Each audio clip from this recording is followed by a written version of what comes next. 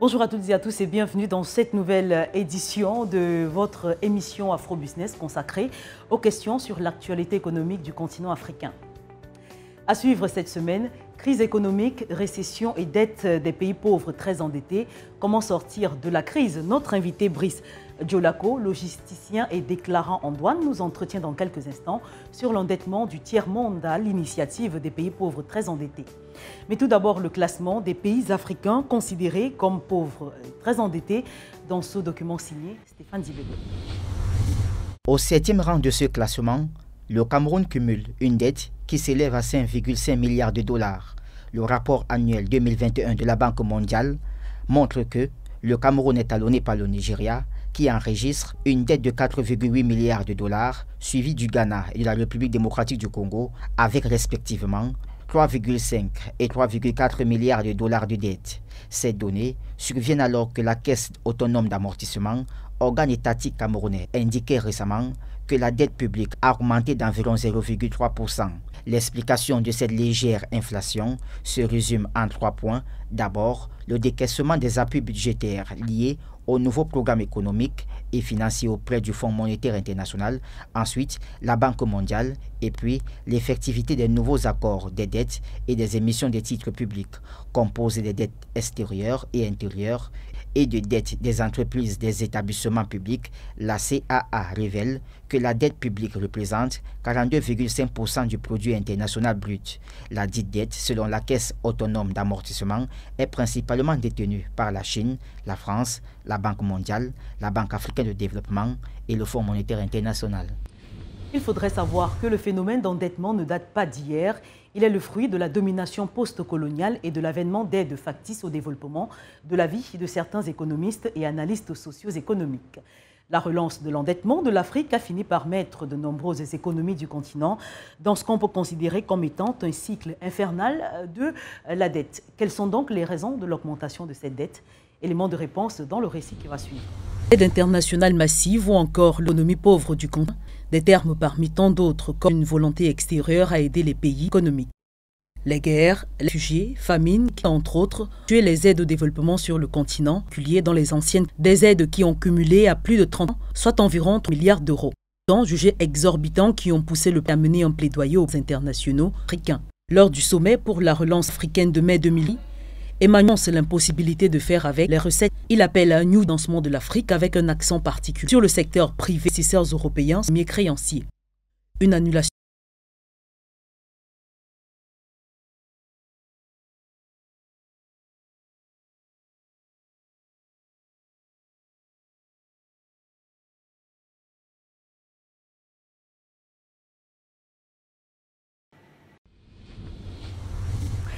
Il faudrait que les pays dits pauvres, très endettés, trouvent des mécanismes qui les aideraient à atténuer leur dépendance vis-à-vis de la dette et de leur surendettement.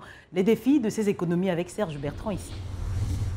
Alors que la majorité des États africains croulent déjà sous le poids de la dette, le conflit russo-ukrainien actuellement en cours asphyxie davantage leurs économies respectives. Les plus résilientes ont survécu à la pandémie de Covid-19, mais restent confrontées à plusieurs défis pour sortir définitivement du surendettement. Pour s'affranchir de cette dépendance, elles doivent implémenter des politiques budgétaires qui prennent en compte les réalités micro- et macroéconomiques, de même que l'exploitation optimale de leurs ressources. Pour ce faire, il faut diversifier l'économie, promouvoir le secteur privé, mais surtout engager des réformes qui prennent en compte les changements climatiques. À ce titre, 4 défis majeurs doivent être relevés. C'est notamment la hausse du prix des denrées alimentaires telles que le blé et les céréales induites par la guerre en Ukraine, la hausse du prix du carburant elle aussi du fait des restrictions sur le gaz et le pétrole russe, la baisse des revenus du tourisme en raison des restrictions sanitaires du fait de la pandémie de Covid-19 et le difficile accès aux capitaux internationaux. Selon un rapport du Fonds monétaire international, la solution à l'endettement des pays africains devrait commencer par le développement des infrastructures, notamment routières. Celles-ci constituent alors la clé de voûte des économies africaines car le déficit infrastructurel augmente les coûts de production, diminue la compétitivité des entreprises et limite les investissements. Retrouvons à présent Brice Djolako, logisticien et déclarant en douane, qui nous entretient sur l'endettement du tiers-monde à l'initiative des pays pauvres très endettés. Et on se retrouve juste derrière. Alors, bonjour Brice Djolako et bienvenue dans Afro-Business. Armel, bonjour. Bonjour également à tous ceux qui nous regardent ce matin. Je voudrais particulièrement saluer votre brillante prestation de l'autre côté. J'ai suivi une émission aussi très importante que vous l'avez présentée. Et rassurez-vous, tous ceux qui ont suivi cette émission avaient dit voilà, celle-là, c'est de la pertinence. Merci une fois de m'avoir invité. Merci à vous. Alors, vous êtes l'auteur du document sur le piège de l'endettement du tiers-monde à l'initiative des pays pauvres très endettés. Et notamment, vous évoquez les difficultés à sortir aujourd'hui de l'extrême pauvreté en dépit des initiatives et réflexions qui ont jusqu'ici été menées sur la question. Pourquoi? Justement, ce document, je l'ai produit en 2017. Et ça m'a valu plusieurs prix, hein, parce qu'en résumé, mon objectif là était de montrer le pan, un pan, et précisément le pan international du piège de la dette. Parce qu'il faut également noter qu'il y a les pans nationaux. Il y a également des nationaux qui ont également contribué à ce que nous soyons surendettés. Mais j'ai d'abord montré le plan international et dans la suite, je vais produire un autre document qui montrera le plan national. Donc, c'était un peu ça pour moi, de sensibiliser les peuples africains à savoir comment est-ce que la dette s'est gérée à l'international pour que nous soyons pris au piège. C'était ça mon objectif, parce que justement, certaines personnes ne comprennent pas pourquoi nous sommes allés de plan et ensuite ce qu'on a appelé le PPTE, les pays pauvres très endettés. Il fallait donc ressortir ça dans mon document pour que les gens comprennent exactement de quoi il s'agit. Est-ce qu'on peut justement avoir le cheminement de ce qui a permis à ce qu'on se retrouve à la situation actuelle? Oui, je dirais beaucoup plus à ce qu'on se retrouve à la situation de pays pauvres très endettés. Parce qu'il est bien vrai, aujourd'hui on ne parle plus de pays pauvres très endettés, mais en réalité nous n'en sommes pas sortis.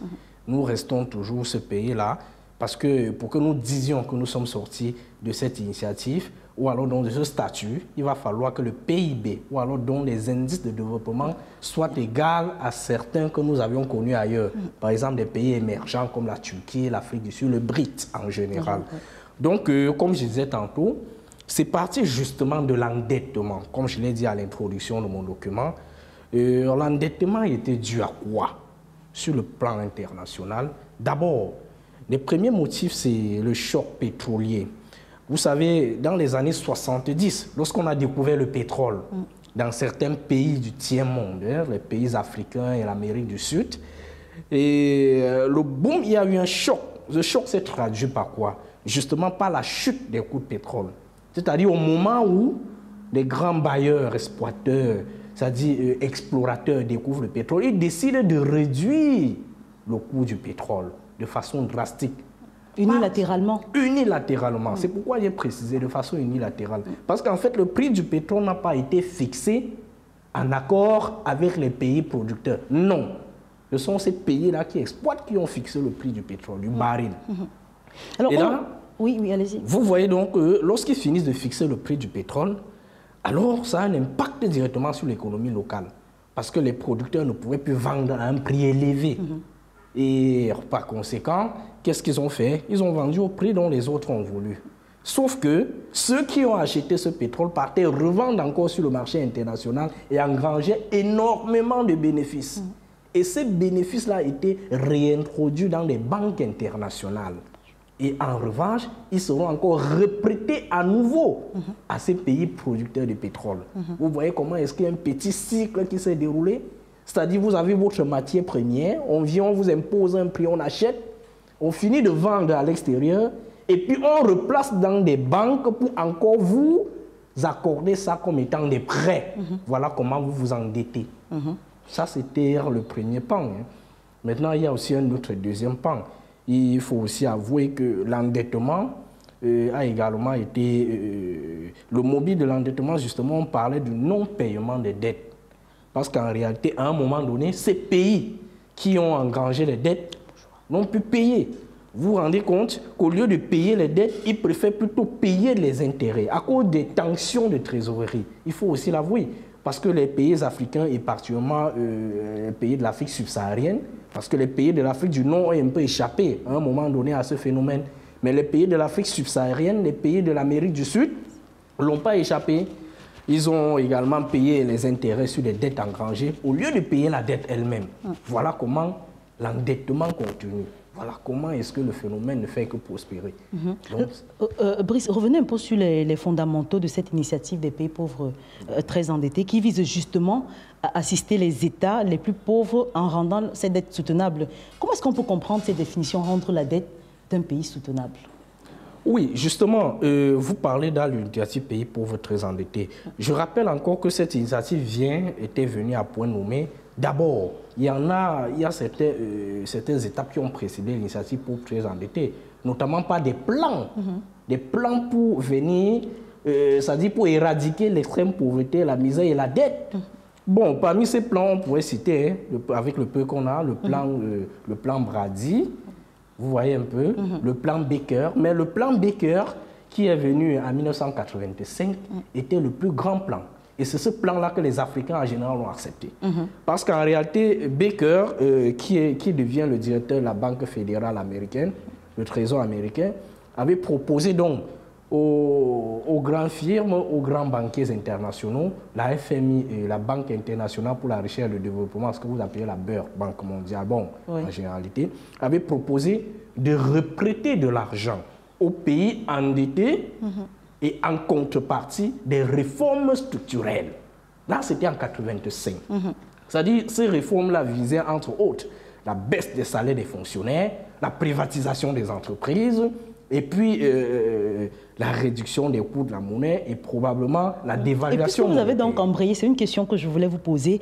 Est-ce qu'on n'entrevoyait pas là les prémices de la situation actuelle que vivent nos pays, qui sont pourtant les pays producteurs? Oui, d'autant plus que nous n'en sommes pas sortis. C'est des prémices, c'est des signes précurseurs. Vous avez parfaitement raison de poser la question là. C'est justement ça. Donc là, vous voyez que lorsque Baker propose ce plan, les pays africains réunis en 87 à Addis Abeba, au siège de l'OUA, décident également d'embrasser le plan. Vous voyez à quelle mesure, non seulement ils décident d'embrasser le plan, mais ils proposent plutôt la transformation des aides en dons. C'est-à-dire de l'argent qu'on vous a prêté, vous dites que non, nous ne sommes plus capables de rembourser. Nous préférons que vous nous fassiez don de cet argent. Voilà comment est-ce que les grandes banques occidentales, FMI et la BERD, ont carrément refusé. Mais en retour, ils ont accepté la dévaluation monétaire, baisse des salaires et bien d'autres. Vous voyez comment est-ce que les étapes se sont succédées. Sauf qu'au fur et à mesure, la combinaison de ces différentes causes de la dette avec l'échec de la gestion des politiques internationales de gestion des dettes, on se retrouve à un nouveau concept, ce qu'on a appelé les pays pauvres, le concept des pays pauvres très endettés, ou alors l'initiative pays pauvres très endettés, et qui a été particulièrement acceptée par les Africains. Donc, si vous voulez bien qu'on parle de cette initiative, on peut un peu oui, justement, notamment avec les critères d'éligibilité, parce que d'après votre document, il fallait être éligible à ces critères pour être déclaré comme pays pauvre, très endetté, et pour pouvoir bénéficier de ces aides internationales. Justement, parmi les critères, nous n'en pouvons que citer deux, parce que le temps ne nous permet pas. Le premier critère, c'était d'abord d'avoir un niveau de dette insupportable. Vous comprenez bien, je souligne bien le mot insupportable. C'est-à-dire une dette où on ne peut plus encore vous faire des prêts. Parce que si on vous fait des prêts, on vous enfonce plutôt sur la question des finances. Bon, là, c'était la première étape. Et il fallait également fournir des preuves que vous avez un niveau de dette insupportable. Et c'était là la première étape. Et cette première étape devait être couronnée par un document appelé document stratégique de réduction de la pauvreté, le DRCP, document stratégique de réduction de la pauvreté. Ce document, donc, il retraçait comment est-ce que vous avez planifié réduire la pauvreté en acceptant les mesures édictées par le FMI et la Banque mondiale. Là, c'était la première étape. C'est-à-dire, parmi les mesures, la réduction des salaires fonctionnaires, comme je disais tantôt, privatisation des entreprises. C'est à ce moment que vous avez vu plusieurs entreprises, notamment du Cameroun, être privatisées, vendues mais à vil prix. Parce que lorsqu'on dit privatiser, c'est un peu trop dit. Vous voyez un peu ce que la Camer et toute autre entreprise sont devenues. Voilà, là, c'était le premier. Lorsque vous finissez cette étape-là, on dit que vous avez atteint le point de décision. C'est-à-dire vous implémentez les mesures édictées par le FMI et la Banque mondiale jusqu'à fournir un document stratégique pour la réduction de la pauvreté. Les conseils d'administration, les 2 conseils d'administration assis à nouveau et décident de votre admission au point des décisions. C'est-à-dire, il faut encore une autre étape. Maintenant, la deuxième étape, c'était le point d'achèvement. Vous avez entendu le chef de l'État disait tantôt qu'il faut serrer la ceinture. Dans les années 2000-2003, on nous demande de serrer la ceinture. Bientôt, on arrive au bout du tunnel. Les gens n'ont pas réellement compris ce que c'est que le bout du tunnel. Le bout du tunnel, en réalité, il voudrait désigner le point d'achèvement de l'initiative Pays pauvres très endettés, parce que ça devrait nous être très bénéfique. Donc là, on passe directement à la deuxième étape, le point d'achèvement. L'étape du point d'achèvement consistait à quoi? À mettre en application les mesures que les États ont préalablement définies dans le document stratégique de réduction de la pauvreté. Est-ce que vous avez fini de mettre cette mesure? Oui. Lorsque vous finissez donc de mettre cette mesure en application, alors vous continuez encore à leur produire un autre document, ce qu'on appelle le DSCE, document stratégique pour la croissance et l'emploi. C'est ce document donc qui paraphait ou alors qui mettait fin à la deuxième étape. C'est dans ce document donc que vous allez voir le Cameroun a lancé des grands chantiers pour Anouklibi, barrage de Menvele et tout, l'autoroute, ainsi de suite. Toutes ces mesures ont été définies dans le document stratégique pour la croissance et l'emploi. Et notamment la fonction publique, vous avez vu, il y a eu recrutement des enseignants dans le secondaire. Je ne voulais pas rappeler peut-être sur le plan politique que certaines personnes ont payé le prix de l'initiative pour plein d'endettés parce qu'ils avaient détourné un certain nombre de centimes y afférents. Donc vous finissez de produire ce document-là dans la deuxième étape. Le conseil, ou alors donc les conseils des 2 administrations financières, 2 grandes banques, à savoir la Banque internationale pour la recherche et le développement et le FMI, se réunissent à nouveau, les 2 conseils, et décident à ce moment-là de votre admission au point d'achèvement. Vous comprenez très bien? Ils décident donc que vous avez atteint le point d'achèvement et désormais vous êtes considéré comme pays pauvre très endetté. Voilà un peu les 2 étapes qui ont précédé l'initiative, c'est-à-dire le point de décision, couronné par le document stratégique de la réduction de la pauvreté, et le point d'achèvement, couronné par le DSCE, le document stratégique pour la croissance et l'emploi. Voilà donc les 2 points qu'il fallait atteindre pour qu'on puisse vous accepter comme étant pays pauvre très endetté, justement parce qu'il devait avoir les retombées, bien évidemment. Et on a tellement été habitué à prendre du crédit. On a le dernier classement de la Banque mondiale sur les pays très endettés. Le Cameroun est 7e sur le continent africain avec environ 5,5 milliards de francs CFA. Comment est-ce que, et le régime de Yaoundé, il faut le rappeler, poursuit sa lancée, de nouveaux endettements, encore de nouveaux crédits à prendre? Comment est-ce qu'on peut comprendre ce cycle qui devient presque infernal aujourd'hui? Vous savez, lorsque vous avez des garanties, les institutions financières internationales peuvent vous donner ce que vous voulez. Tant qu'on a des garanties, et parmi les garanties, on a le pétrole, parmi les garanties, on a des mines. C'est-à-dire qu'en réalité, on voit que vous avez de quoi rembourser votre dette. Même si vous voulez un sac d'argent, comme on dit de façon triviale, on vous le donne. C'est aussi simple à comprendre. Si vous n'avez pas de garantie pour émettre des prêts, on ne vous donne pas ce prêt. Il faut comprendre ça de façon simple. C'est-à-dire, vous allez vous rendre compte que le FMI et la Banque mondiale demandent au Cameroun de réduire le train de vie de l'État. Tous les jours, les rapports sont pratiquement négatifs en ce qui concerne l'État du Cameroun. Mais ils continuent toujours à leur prêter des centaines de milliards. Ça veut dire qu'il y a des garanties. Il y a des garanties. Donc c'est aussi simple à comprendre que ça. Parce que si vous n'avez pas la garantie, on ne peut pas vous faire des prêts. C'est aussi simple que ça. C'est-à-dire, la garantie ne voudrait pas dire que vous allez automatiquement rembourser, mais que vous avez quelque chose qu'à partir de là, qu'on peut saisir. Parce que ce que les gens ignorent souvent, ou à certaines personnes ignorent, c'est que quoi? Le FMI est un gendarme. Au-delà d'être une banque, est un gendarme financier. Il faut être clair là-dessus. C'est-à-dire quoi? Si vous devez, par exemple, de l'argent à un pays étranger, le FMI achète votre dette. C'est-à-dire le FMI demande à celui-là de se calmer et il rembourse la dette à votre place. Et en revanche, qu'est-ce que le FMI fait? Il met des mesures draconnières à votre niveau pour que vous puissiez lui rembourser cet argent. Avec un taux d'intérêt. Avec un taux d'intérêt. Vous vous rappelez que dans les années 70, disons 70-80, les taux d'intérêt montaient à 20%. Vous imaginez, lorsque les banques ici et les microfinances font des placements à taux de 5-10%, le FMI, qui est le grand argentier, fait des placements à taux de 20%. Énorme.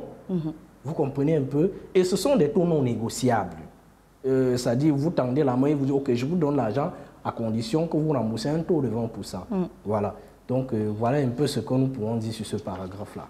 Alors, comment ressortir aujourd'hui de ce piège de l'endettement et des récessions que vivent les États endettés? Et je le disais, il faut savoir que la majorité de ces pays, notamment africains, ont d'énormes potentiels en sol et en sous-sol.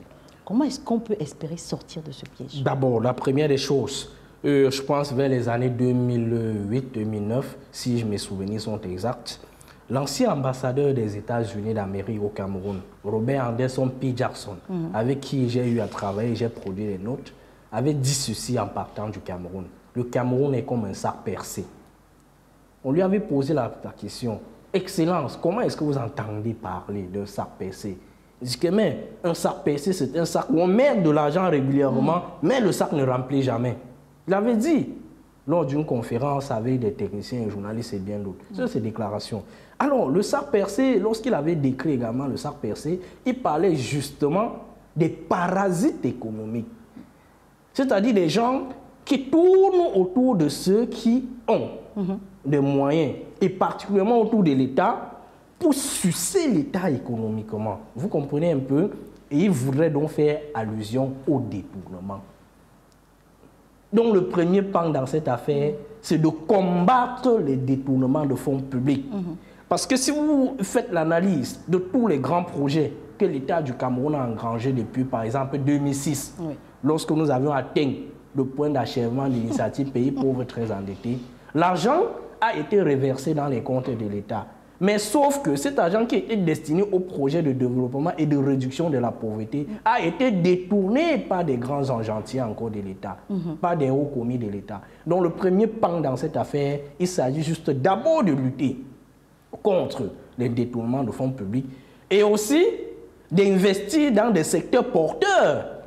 Parce que même l'État, certains hauts fonctionnaires nous disent, même le ministre nous fait comprendre que les projets portés par les départements ministériels sont immatures. Si déjà un projet est immature, ça veut dire qu'en cas d'investissement, ce projet ne sera pas rentable. Il faut investir dans les projets rentables. Il faut investir dans l'éducation, l'exploitation minière, investir dans l'agriculture. Parce que ce que certaines personnes oublient, c'est que l'agriculture est un pan inestimable de développement. Si vous ne produisez absolument rien, vous allez vous rendre compte que vous allez beaucoup plus importer. C'est ça également un autre plan. Donc, non seulement il faut investir dans les produits porteurs, il faut lutter contre la corruption, mais aussi il faut mettre les mesures sur pied capables d'éradiquer, je ne dirais éradiquer c'est un peu fort, mais de réduire les importations. Vous imaginez, dans presque tous les bureaux administratifs du Cameroun, tous les meubles, je dis bien les meubles, c'est-à-dire que ce soit les tables de bureau, les sièges pour les ministres, les délégués, jusqu'au chef-service, tous les immeubles sont importés de l'Europe. Mais comment est-ce que vous voulez développer une économie locale en important presque à 80% de vos produits de consommation? Vous comprenez un peu? Vous prêtez de l'argent à l'étranger pour encore leur importer les meubles. Vous voyez comment est-ce que vous vous effondrez? Avec votre matière première. Avec votre matière première. Ça, c'était un autre plan. Maintenant, le deuxième, c'était le troisième plan. Le quatrième plan, maintenant, il faut développer la transformation locale. Je voudrais prendre un cas, par exemple, comme le Kenya et le Rwanda, les deux États dont j'ai la petite connaissance.